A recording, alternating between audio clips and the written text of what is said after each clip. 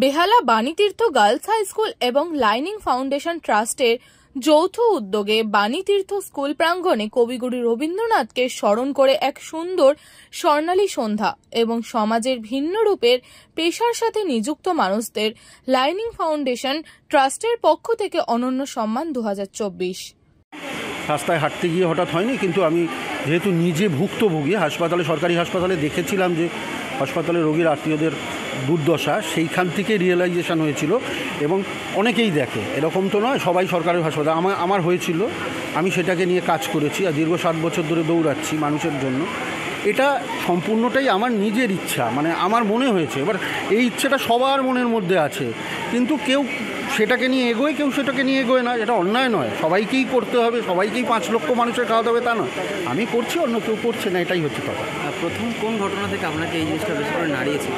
আমার প্রথম ঘটনা হচ্ছে, আমার হাসপাতালে যেখানে আমি যে খাটে শুয়ে আছি তার পাশের খাটে এক ভদ্রমহিলা তার সন্তানকে নিয়ে ভর্তি হয়েছিল, এবং তার যে সন্তানের খাওয়ার পর তাকে আমি নিজে দেখলাম একটু দূরে গিয়ে উনি শুধু জল খেয়ে শুয়ে পড়লেন। উনি শুধু 1 গ্লাস জল খেয়ে এসে ছেলের পাশে শুয়ে পড়লেন মাটিতে, ছেলে খাটে শুয়েছিল।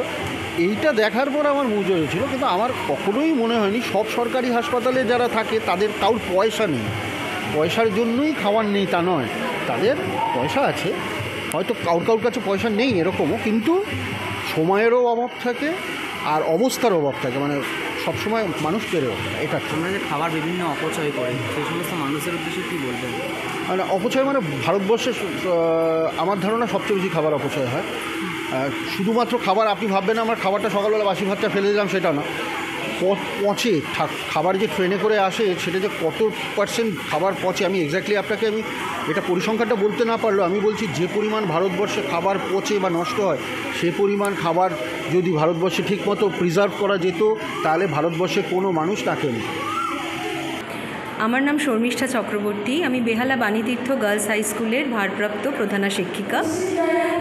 এবার রবীন্দ্র জয়ন্তী তো মানে আমাদের স্কুলের, আমাদের বিদ্যালয়ের একটা মানে অঙ্গ। প্রতি বছরই আমরা রবি ঠাকুরকে স্মরণ করি গল্পের মাধ্যমে, গানে, কবিতায়, নৃত্যের মাধ্যমে।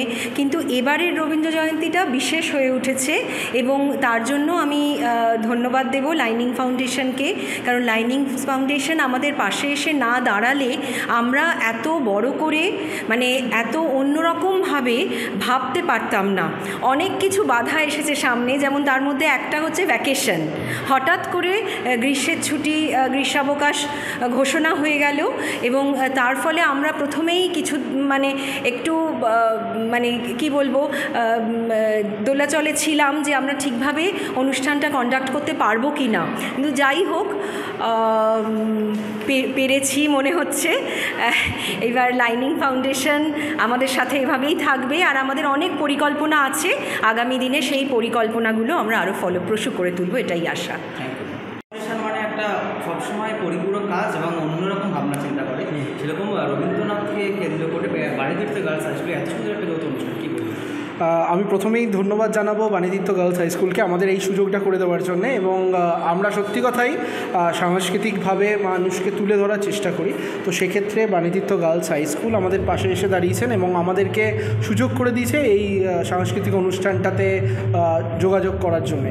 এবং সবথেকে বড় কথা, এই অনুষ্ঠানটির মাধ্যমে এতগুলো মানুষের কাছে যে আমরা পৌঁছাতে পারছি একটু অন্যভাবে, সেটা একটা অনেক বড় কথা। আমাদের অনেক রকম পরিকল্পনা আছে, একটু অন্য চিন্তাভাবনা নিয়ে লাইনিংস ফাউন্ডেশন এবং বাণীতীর্থ গার্লস হাই স্কুল আগামী দিনেও এরকমই কাজ করে যাবে। শুধুমাত্র অনুষ্ঠান নয়, ভিন্ন স্বাদের পেশার মানুষদের যারা এই সমস্ত কর্মকাণ্ডের সঙ্গে যুক্ত, তাদেরকে একটা সংবর্ধনা করবে। একদমই তাই। আমাদের এটা প্রথম বছর আমরা এটা শুরু করেছি, সেটা হচ্ছে লাইনিংস ফাউন্ডেশন অনন্য সম্মান, এবং আগামী দিনে এটা আরও বৃহৎ আকারে আমরা সামনে আনতে পারবো বলে আমাদের আশা এটা। এবং আমরা চেষ্টা করব আবার একটু অন্য স্বাদে, অন্য আঙ্গিকে এই অনুষ্ঠানটাকে নিয়ে আসার জন্য। ধন্যবাদ।